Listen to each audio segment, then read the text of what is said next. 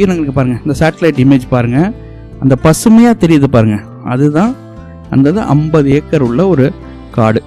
சரி, வழக்கமாக நாங்கள் பயணிக்கிற பாதையை உங்களுக்கு அப்படியே நாங்கள் பகிர்ந்துக்கிறோம். நீங்கள் அப்படியே எங்களோடய பயணிக்கலாம். பாருங்கள், நீங்கள் இது போன்ற இடங்களில் நீங்கள் நிறைய நேரம் பயணித்திருப்பீங்க. உங்களுக்கே தெரிஞ்சிருக்காது இது என்ன காடு மேடு அப்படி தானே இருக்குது, அதில் என்ன இருக்குது அப்படின்றாப்புல நீங்கள் நினச்சிருக்கலாம்.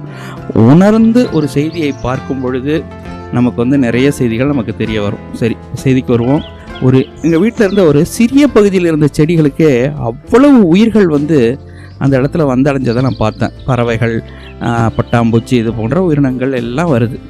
இப்போ நான் சொல்கிறது 10க்கு 10 இடங்கள்லேயே அவ்வளோ உயிர் வருதுன்னா, இப்போ நீங்கள் பார்க்கலாம், இது 50 ஏக்கர் இல்லையா? இதில் எவ்வளவு மரங்கள் இருக்குது பாருங்கள். இதில் எவ்வளவு பெரிய இது காப்பு காடுகள். நீங்கள் அழிக்க முடியாது, போய் வெட்டி எடுக்கிறதோ அதெல்லாம் செய்ய முடியாது. எவ்வளவு உயிர் சூழல் உருவாகும்னு நினச்சி பாருங்கள்.